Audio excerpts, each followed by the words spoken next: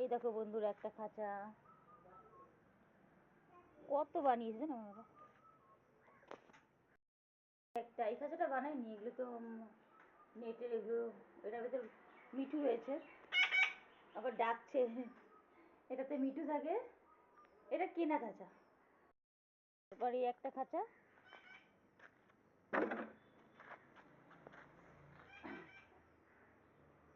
আমার বাবা খাঁচা বানাতে থাকে, আমার বাবা তো কাঠের মিস্ত্রি, কাঠ, খাট, ড্রেসিং টেবিল, সুকেস এগুলো বানায়।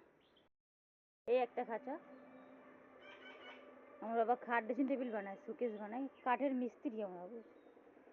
এরকম অনেক বানিয়ে রেখেছে, পায়রা পুষেছে, আমরা অনেক রকমের পুষতাম তো পশু পাখি, তার জন্য এগুলো বাবা বানিয়ে রেখেছিল, তখন কোনটা কাজে লেগে যায়।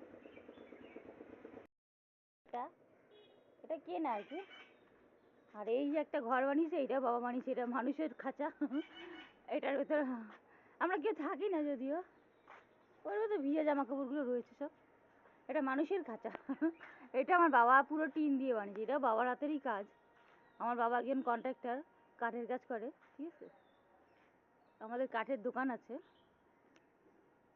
আমার বাবার হাতের কাজ খুব ভালো, ভালো ভালো খাট বানায়, সব কিছু।